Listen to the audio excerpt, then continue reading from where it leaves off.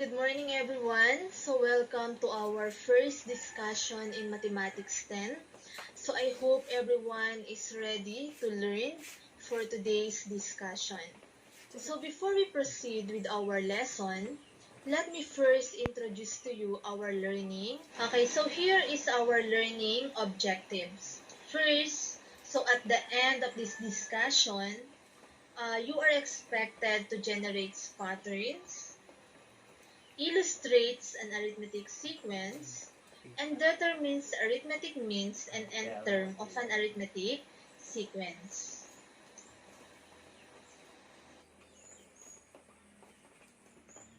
Before we proceed with our lesson, let's have first an activity. So, entitled, What Comes After? What comes after?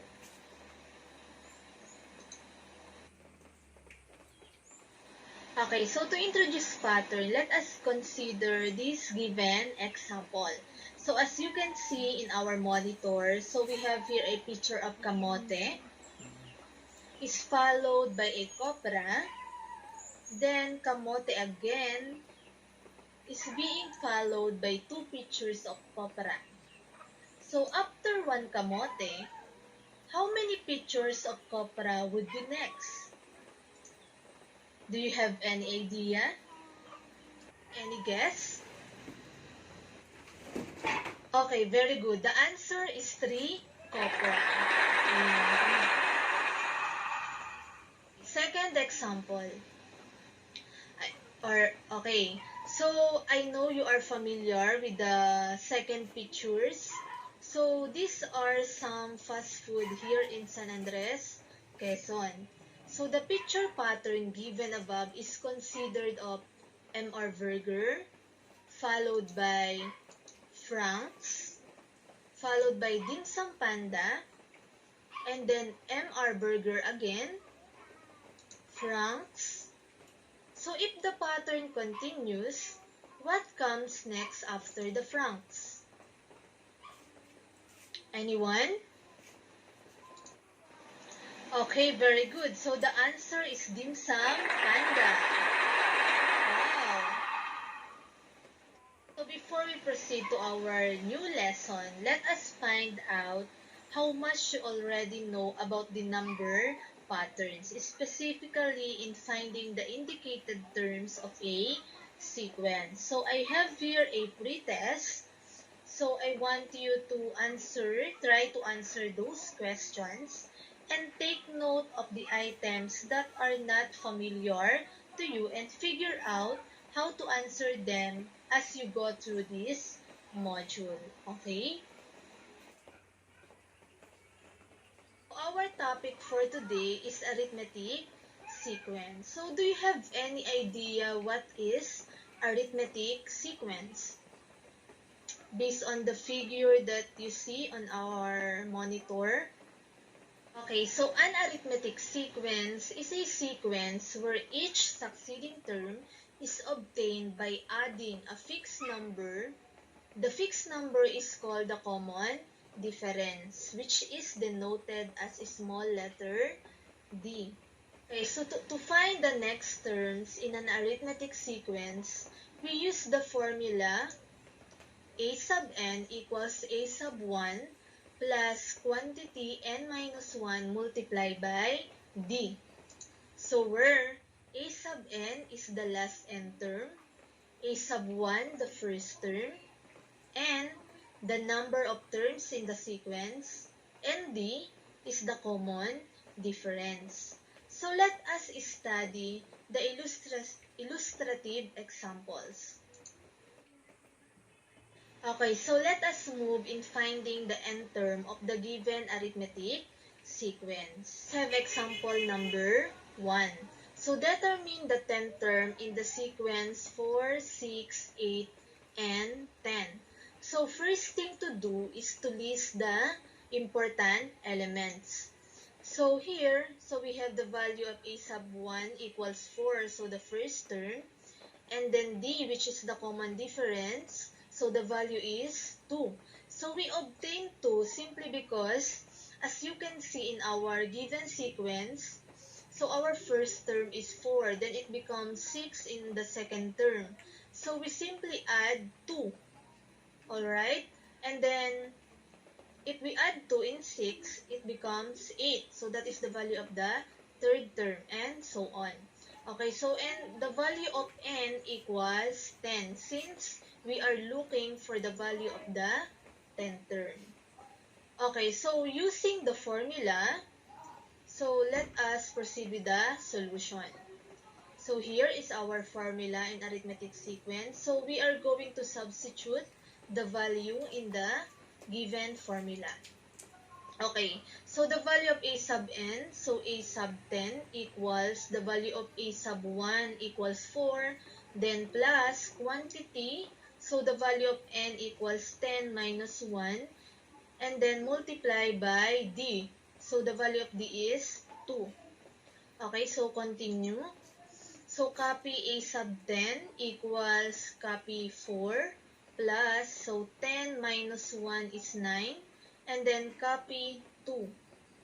Okay, next. So copy again a sub 10 equals 4 plus, so 9 multiplied by 2 is equal to 18. So the value of a sub 10 is, okay, so 22. So therefore, 22 is the 10th term of the given sequence. Okay? So let us proceed with the illustrative example number 2. So it is a situational example. Okay, so you went to a hiking with your friends at Mount Maglihi in San Andres, Quezon. Upon reaching the summit, you drop a coin. So the coin falls a distance of 4 for the first second, 16 feet for the next, 28 feet on the third, and so on. So find the distance the coin will fall in 6 seconds. Okay, so try to understand the given problem. Okay, so if we write it in a number pattern or sequence, so here it is. So our first term is 4, and then second term is 16, and then third term is 28. So we are going to find the distance the coin will fall in 6 seconds. Okay, so all we have to do is to list the important elements. So here our a sub 1 equals 4. So the common difference is 12 since our first term is 4, and then it becomes 16 in the second term. So we simply add 4 by 12, so it becomes 16. Okay? And then the value of n, since we are looking in the 6th term or 6 seconds, so the value of n equals 6. Okay, again, using the formula, so here, so substitute the given value. So the value of a sub n, so a sub 6, equals, so the value of a sub 1 is 4, plus, so the value of n is 6 minus 1, and then common difference is 12. Okay, continue. So a sub 6 equals 4, plus 6 minus 1 is 5, and then copy 12. And then a sub 6 equals copy 4 plus then 12 multiplied by 5. So the answer is 60. So what is the value of a sub 6? Okay, very good. So the value is 64. So the distance the coin will fall in 6 seconds is 64 feet. Okay? So now, let us proceed with the arithmetic means. Okay, so what is arithmetic means? So it is the terms between any two non-consecutive terms of an arithmetic sequence. Okay, so let us proceed in finding the arithmetic means of the given arithmetic sequence. Okay, example. So, find the two arithmetic means between 2 and 8. Okay, so here in our example, we are going to find the value of second term, so a sub 2, and the value of the third term, which is the a sub 3. So we have here the value of first term, which is 2, and the last term, which is 8. Okay, so to find the arithmetic means of the arithmetic sequence, all we have to do is to find the common difference. Because if we already know the common difference, it is easy for us to find the next term of the given sequence. So let us try. So again, using the formula, so substitute the value. So we have the value of a sub n. So we have the last term is 8 equals the value of a sub 1 is 2. So plus, and then quantity, so the value of n, so we have 4 because we have 4 terms, and then minus 1, and then copy d, which is the common difference. Okay, next, so copy 8 equals 2 plus 4 minus 1 is 3, then multiply by d, so it becomes 3d. Okay, then next solution. So, copy 8 equals, so we need to transpose positive 2 to the beside positive 8 to the left side. Okay, so it becomes negative 2 and then equals to 3d. So, simplify 8 minus 2, so equals 6. Then, equate it by 3d. So, to find the value of d, we need to divide both sides by 3. So, if we divide 3d, divide by 3, so it will cancel out. So, it will become d, and then 6 divide 3, it will become 2. So, the value of the common difference is 2. Okay, so we already have the common difference. So, now, we will find the arithmetic means. So, what is the value of our two arithmetic means, the second and the third term? Okay, so the value is 4 and 6. Since the common difference is 2, so 2 plus 2 is 4, 4 plus 2 is 6, 6 plus 2 is 8. Okay, so that's it. Okay, last example. Another situational problem. So, try to understand and analyze. Okay, so in some of the kiddie parties nowadays, tower cupcakes were quite popular because it is appealing and less expensive. In Amari's first birthday party, his mother orders 5-layer tower cupcakes. If the first and fifth layer of the tower contains 6 and 22 cupcakes, respectively, how many cupcakes are there in the second, third, and fourth layer of the tower, assuming arithmetic sequence in the number of cupcakes? Okay, so how would you do that? Try to think of solution on how to find those number of cupcakes in second, third, and fourth layer. Okay, so let's proceed. So if we write it in a number pattern, it will look like this. So our first term is 6. And then we are going to find the second, third, and fourth term. And then we have the last term, which is 22. Again, so all we have to do is to find the common difference. So, using the formula of arithmetic sequence, so again, we are going to substitute the given value to the formula. So, the value of a sub n, so the last term is 22. And then equal, so the value of a sub 1 is 6, the first term, then plus. So the value of n is 5 since we have here the 5 terms. And then minus 1 and then multiply by the common difference, which is D.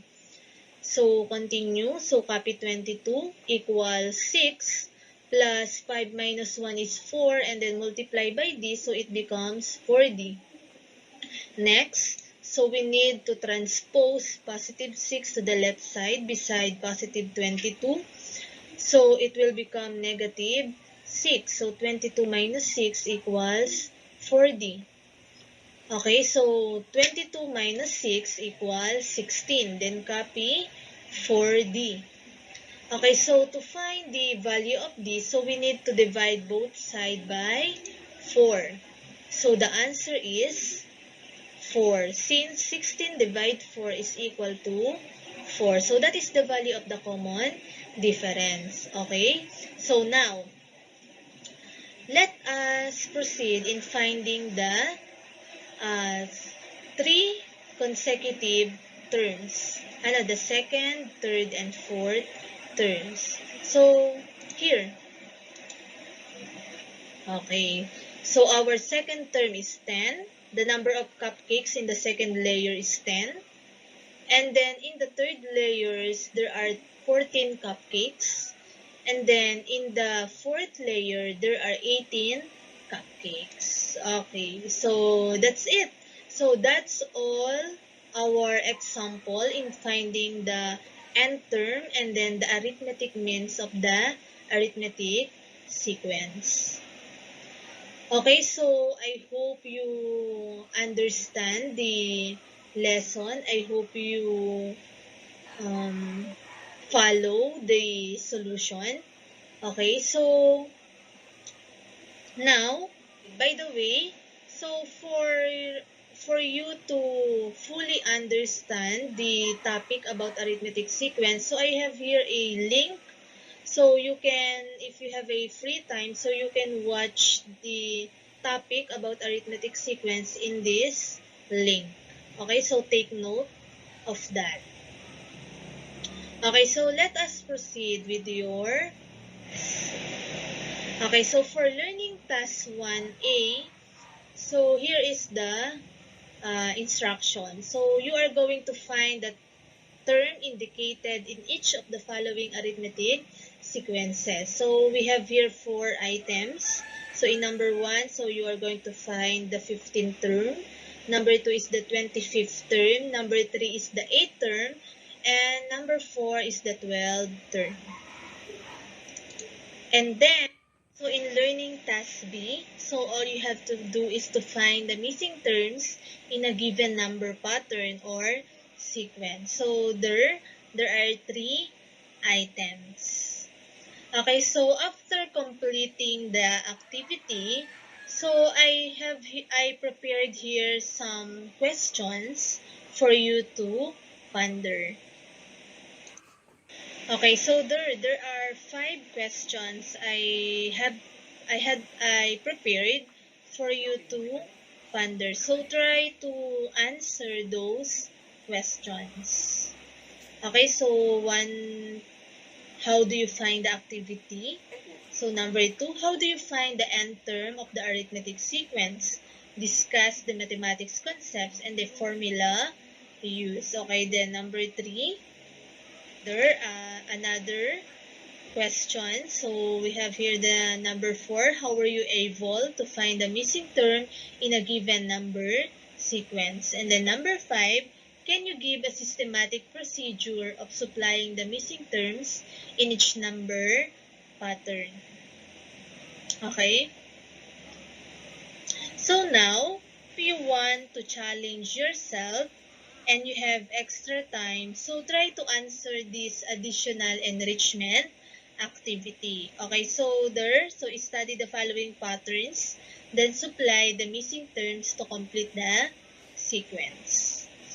Okay, so for now, let us summarize what you have learned in our discussion for today, which is all about arithmetic sequence. So here, all you have to do is to supply the missing words to complete the general concept of the lesson.